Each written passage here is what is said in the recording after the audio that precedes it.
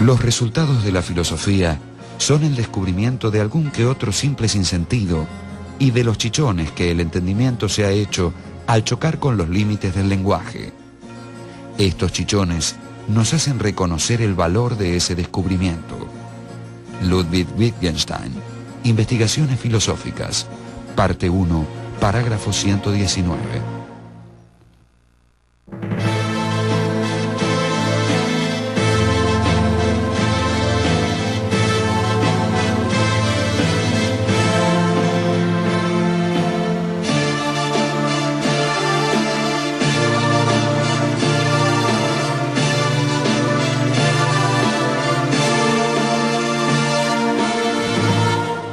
Ludwig Wittgenstein. Wittgenstein se enmarca dentro de una tradición filosófica que nace a principios del siglo XX, que se conoce como giro lingüístico, porque es una corriente que considera que la investigación filosófica tiene que versar sobre el lenguaje, en tanto comprende que todos los problemas filosóficos son problemas lingüísticos. Considero muy importante recordar que Wittgenstein era austríaco y perteneció a una generación de austríacos que transitaron la última fase del imperio de Francisco José, signada por múltiples paradojas, contradicciones, etnias, lenguas que se superponían y entrecruzaban en un inmenso territorio. Y Wittgenstein en su juventud va a Cambridge con esta preocupación, la preocupación por el lenguaje, la comunicación, y allí empieza a tomar clases con Bertrand Russell.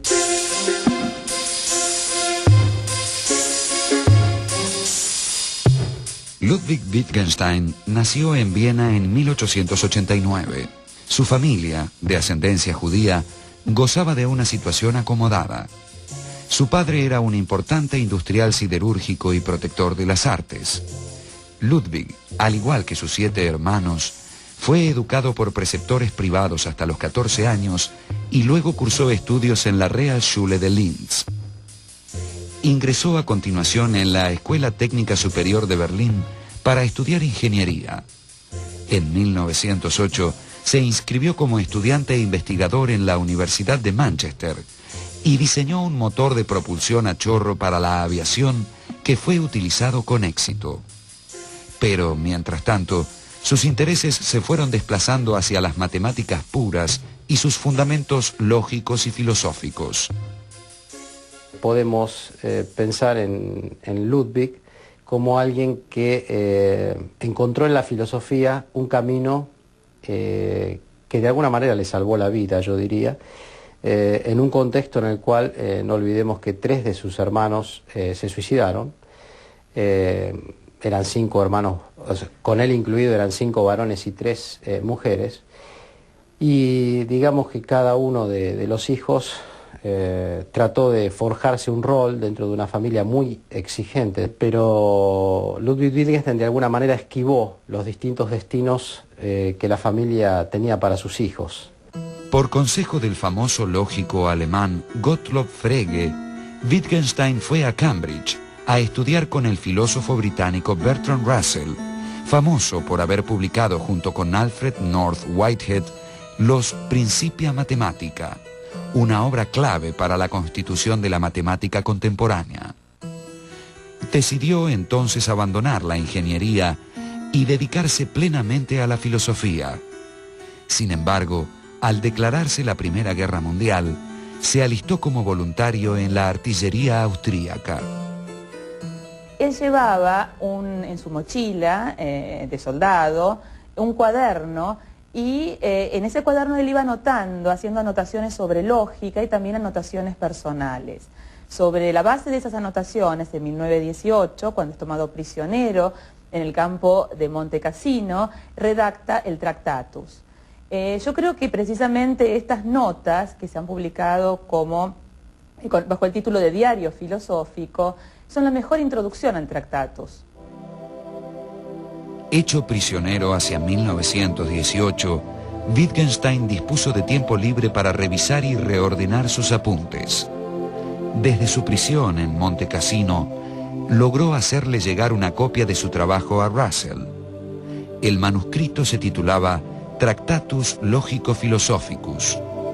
Esta obra señala el primer período de la filosofía de Wittgenstein. En ese sentido hay un primer Wittgenstein, quizá un Wittgenstein de transición en el año 1929 y un último Wittgenstein a partir de los años 30. Es una periodización que me parece que no hay que perder en relación al estudio de la filosofía de Wittgenstein, aunque tampoco hay que perder de vista los hilos comunes que también se pueden encontrar a través de todos esos periodos. El Tractatus es una obra extraordinaria en varios sentidos. En primer lugar porque es breve. En segundo lugar por su estructura.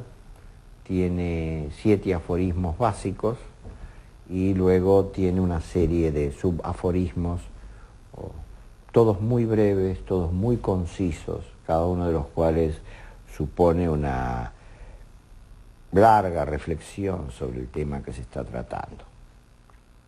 En tercer lugar, porque es un tractatus, o sea, es un tratado de filosofía, abarca desde, o comienza con problemas ontológicos, ¿no?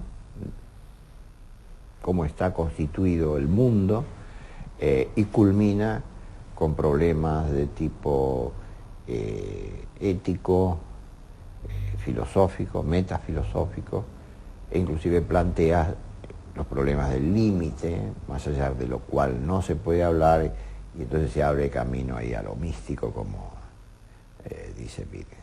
¿Dónde encontramos el sentido ético del libro? Bueno, muy especialmente en el prólogo y en los aforismos o proposiciones finales del libro.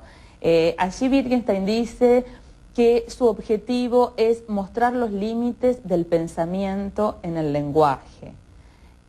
Mostrar estos límites supone recorrer todo aquello que el lenguaje nos permite decir, y la lógica que subyace a nuestro lenguaje es la que nos permite armar una serie de proposiciones combinando signos, y esto es precisamente el alcance del pensamiento y también de la imaginación para Wittgenstein. No podemos pensar ni imaginar nada que de algún modo no se enmarque dentro de ese campo definido por las coordenadas lógicas. Wittgenstein le señala a su amigo Engelmann que el libro, el Tractatus, es un libro sobre ética, con lo cual tenemos que entender que todo lo que dijo anteriormente y que se aplica a la relación lenguaje y mundo, de que hay cosas que se muestran pero que no se puede decir, dan apoyo ahora para comprender lo que Wittgenstein piensa de la ética. ¿Y qué es lo que piensa de la ética? Y señala en el texto que la ética no es expresable.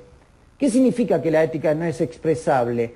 Que todos los intentos, por más arrojados y decididos que sean, de dar una fundamentación intelectual a la dimensión moral, son infructuosos. Precisamente el sentido ético para Wittgenstein es ubicarnos en el límite, entendiendo que el límite no es algo que podemos transitar a nuestro antojo o traspasar, ir y venir, ver de un lado y del otro, porque del límite que se trata es de un límite absoluto, el límite del lenguaje que marca las fronteras de nuestro pensamiento y nuestro mundo. Es decir, que este límite solo puede ser trazado desde el interior de nuestra práctica discursiva. Y la tarea ética reside en mostrar y asumir este riesgo de ubicarse en el límite, indicarlo, mostrarlo en todo momento. Por eso el Tractatus está atravesado por paradojas. Las paradojas nos indican que hemos llegado al límite. El Tractatus Logico-Philosophicus es una obra muy peculiar que pretende decir, como dice en el prólogo el propio Wittgenstein, decir todo lo que se puede decir con sentido, y él cree que lo ha dicho con verdad además en el libro, y que eso muestra lo poco que se puede decir. Es decir, según él decía, el Tractatus enseña esas dos cosas. Aparece, ya antes también en el Tractatus, una distinción fundamental de Wittgenstein, que una cosa es lo que se dice cuando se dice algo, y otra cosa es lo que se muestra cuando se dice algo. Una proposición como la de las lógicas o las proposiciones del propio Tractatus, que no cumplen con el requisito de significatividad, no dicen en el sentido en que dicen las proposiciones con contenido empírico, sino que muestran. De ahí la famosa metáfora final del Tractatus, ¿no? Las proposiciones en realidad son sin sentido, deben ser usadas como una escalera para subir, que después se deja a un lado y entonces se puede ver al mundo tal cual es, dice Wittgenstein. Alguien quería, tratando de defender a Wittgenstein, decía, lo que Wittgenstein intentó hacer no es mostrar los límites de la isla, no delimitar la isla, sino mostrar los confines del océano. Mostrar los confines del océano. Hay un indecible que es el de la forma lógica, condición de toda decibilidad, pero ella misma no decible, sino solo mostrable. Hay otro elemento indecible que es lo que está más alto de los hechos, hay un más allá de los hechos. Este es el significado y valor del mundo y de la vida. Y esto es la estética, la ética y la religión. Para él era lo más importante, lo más valioso, pero algo que no se daba en el mundo y que por lo tal no podía ser descrito con sentido, por lo cual solo se lo podía captar en el silencio místico. Wittgenstein era un temperamento místico, fuertemente místico. Curiosamente, un misticismo aprisionado y transfigurado en lógica filosófica. De alguna manera, eso podríamos decir que permanece en toda la obra de Wittgenstein. El Tractatus Logico-Philosophicus fue publicado en Inglaterra en 1922 con una introducción de Russell. Wittgenstein no aprobó esa introducción, convencido de que Russell mostraba total incomprensión de aspectos centrales de su trabajo. Uno de los puntos centrales de discrepancia de Wittgenstein con el prólogo que le escribe Russell es que Russell describe el objetivo del Tractatus como el intento de poner, digamos, sobre el tapete las condiciones de significatividad de un lenguaje perfecto. Y eso no es lo que Wittgenstein quiere hacer en el Tractatus. Sin embargo, la introducción que escribe Russell no da cuenta del contenido efectivo del libro. Esto lleva a una serie de malos entendidos entre ambos que no logran resolverse y de algún modo marcan el fin de la estrecha amistad que cursaron en los días de Cambridge.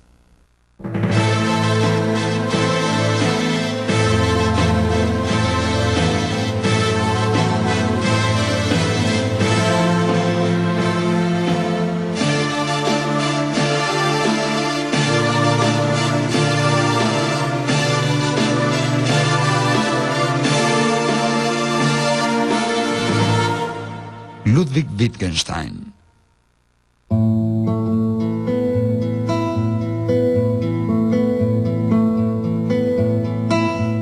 Después de la publicación del Tractatus, Wittgenstein abandonó la filosofía y trabajó como maestro en varias aldeas austríacas.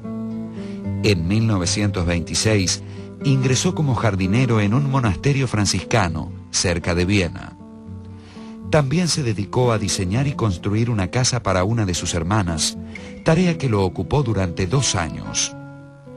En 1927 conoció al filósofo Moritz Schlick y a través de él a los integrantes del llamado Círculo de Viena, compuesto por Rudolf Carnap y Friedrich Waismann, entre otros. Se reunió periódicamente con ellos y comenzó nuevamente a discutir problemas filosóficos. Después que se publica el Tractatus, Wittgenstein, muy insatisfecho con los resultados de esta publicación, porque se publicó en inglés y precedido por la introducción de Russell, abandona todo y se recluye durante casi una década. A su regreso, en 1929, a la vida social y universitaria europea, encuentra que él era famoso, que su libro era famoso y que un grupo de intelectuales austríacos se habían nucleado en este tiempo, dándose a conocer con el nombre de Círculo de Viena a través de un manifiesto programático, donde lo mencionan como uno de los inspiradores de la teoría que defiende este movimiento. En 1929 regresó a Cambridge y obtuvo el doctorado. Dio entonces una importante disertación conocida como Conferencia sobre Ética, pieza clave de su segundo período, y comenzó a dictar clases que pronto se hicieron famosas. En esta conferencia sobre ética, Wittgenstein se maneja con metáforas, y una de las metáforas más impactantes es aquella que compara al lenguaje con una jaula. Él dice que el lenguaje es una jaula contra cuyos barrotes nos chocamos una y otra vez cada vez que queremos ir más allá, que precisamente los chichones que nos hacemos en estas embestidas marcan el valor que tiene esta tarea. En 1937, al producirse la anexión de Austria por los nazis, Wittgenstein adoptó la ciudadanía británica. Durante la Segunda Guerra Mundial, colaboró como enfermero en Londres y en Newcastle. Luego reanudó sus actividades académicas hasta 1947, año en que renunció a su cátedra en Cambridge y se estableció en Irlanda, donde falleció, víctima de cáncer, en 1951.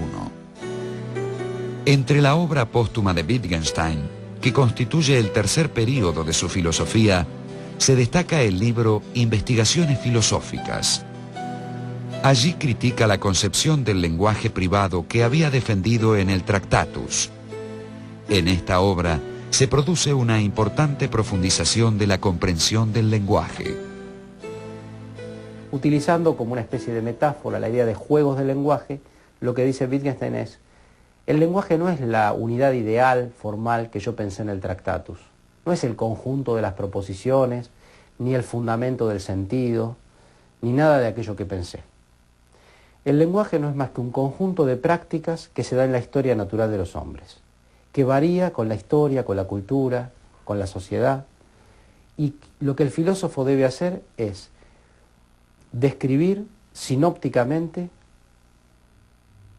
con la mayor amplitud y discriminación de la que sea capaz, esas mismas prácticas, que son como especies de juegos del lenguaje. Si aceptamos que el argumento en contra del lenguaje privado fue uno de los legados más importantes que lega Wittgenstein a la comunidad, no solamente filosófica, porque esto es algo que toman de distintas disciplinas se nutren de esto, porque Wittgenstein estaría señalando que si los lenguajes privados son imposibles, entonces todo lenguaje siempre es público en la medida que involucra una práctica con otros, es una actividad social. Entonces ese supuesto problema en el cual cae toda la filosofía de la conciencia, que es el tema del solipsismo, porque si de lo único que puedo dar cuenta con absoluta certeza es de mi existencia, ¿cómo doy cuenta del otro? Este es un problema que ha tenido muy ocupado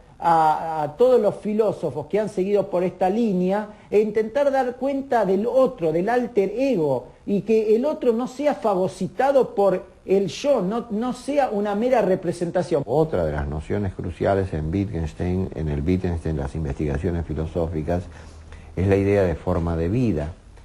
Porque ahí la pregunta podría ser, bueno, pero esto es una cosa caótica. Cualquiera puede inventar un juego lingüístico que se le ocurra. Ah, no, la idea es que no es así. O sea, no es así porque la mera posibilidad de que nosotros nos entendamos, la mera posibilidad de que podamos criticarnos mutuamente si seguimos o no determinado tipo de reglas, presupone que en el fondo estamos de acuerdo, que tenemos acuerdos muy básicos acerca del mundo, de la vida, de las compromisos, de los juegos lingüísticos legítimos. A lo mejor podemos inventar juegos lingüísticos. Wittgenstein no excluye esa posibilidad, incluso con fines didácticos. Entonces lo que Wittgenstein dice es que hay determinados juegos de lenguaje en los cuales y dentro de los cuales las palabras tienen un uso y por ende un significado, y que esos juegos lenguajes son el lecho rocoso a partir de lo cual se puede decir que algo es verdadero o falso. Y cualquiera de nosotros, independientemente de la actividad que esté haciendo, siempre está inmerso en algún juego del lenguaje. Quiere decir que la pretensión de Descartes o de cualquier otro filósofo de ponerse por fuera del mundo, en términos de Wittgenstein sería ponerse fuera de un juego de lenguaje que abre determinadas formas de vida, Es imposible. Yo siempre estoy dentro de un juego de lenguaje y dentro de un juego de lenguaje puedo fundar cosas. Pero ¿cuál es el fundamento de eso fundado? Este juego de lenguaje, que es un lecho rocoso, del cual no se puede decir ni que es verdadero ni que es falso. Lo que nosotros entendemos por problemas filosóficos son en realidad enormes perplejidades y caminos sin salida en el que nos encontramos, de modo que filosofar se transforma en otra cosa, muy distinta a la del Tractatus. Filosofar no es llegar a construir una estructura teórica que nos va a dar luz sobre ciertas cosas, ciertos problemas, sino filosofar es una especie de desatanudos, es una especie de tarea, como él dice, no sé si él lo dice, pero que se empieza a caracterizar de terapéutica. Puedo recordar algunas anécdotas zen que perfectamente son aplicables a Wittgenstein. Por ejemplo, hay una que dice, al comienzo de aprender el zen, la montaña y el río son la montaña y el río. Luego, mientras uno aprende el zen, la montaña y el río dejan de ser montaña y río. Para al final, cuando uno ya lo ha aprendido al zen, volver a ser montaña, montaña y río, río. Si yo reemplazo ahí zen por filosofía, yo diría que Wittgenstein podría decir esto. ¿Qué es lo propio de la filosofía? Reconocer en un segundo tiempo lo que ya estaba ahí desde el comienzo y que no había ninguna profundidad, sino que la profundidad está generada por el propio movimiento, de perder el objeto que se daba de entrada, montaña y río en el ejemplo, para luego recuperarlo y tenerlo por primera vez. Creo que esa especie de enseñanza del budismo zen puede aplicarse a lo que es la enseñanza de la filosofía en Wittgenstein. Hacer filosofía para dejar de hacer filosofía, pero ganar en ese hacerla y dejar de hacerla una comprensión que sin ella no se tendría. Creo que es muy importante la recuperación actual de Wittgenstein y recuperarlo además enfatizando las implicancias epistemológicas de su pensamiento, pero desde un lugar inédito, un lugar que no es el que se ha transitado hasta ahora, no es el que nos han legado los representantes del Círculo de Viena, y tampoco Kuhn en un sentido y en una lectura estricta. Creo que lo más importante es utilizar las herramientas que Wittgenstein nos deja. Wittgenstein no es un filósofo que construye un sistema, una propuesta positiva. Él nos deja una caja de herramientas, categorías conceptuales muy ricas, como juegos de lenguaje, formas de vida, parecidos de familia, reglas, criterios, entre otras. A partir de estas categorías, creo que ahora el desafío es avanzar en el campo epistemológico, pero muy especialmente en el campo de la teoría social. A partir de las investigaciones de Ludwig Wittgenstein, muchos representantes de la filosofía contemporánea han abandonado la búsqueda de un orden perfecto y han intentado reorientarse hacia la comprensión de los innumerables órdenes establecidos desde los juegos de lenguaje en que participamos y sus respectivas prácticas sociales. Han tomado de Wittgenstein, así, su idea más poderosa, que la filosofía no es una doctrina, sino una actividad que ejercemos en pos de la mayor lucidez.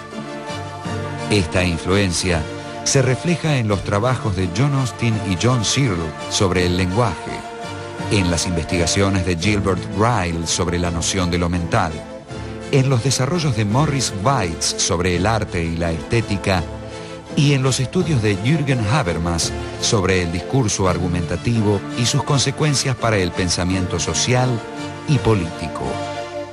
A través de estas influencias, y otras de no menos importancia, la figura de Ludwig Wittgenstein se ubica en el origen y fundamento de lo que se ha llamado con razón el giro lingüístico pragmático de la filosofía contemporánea.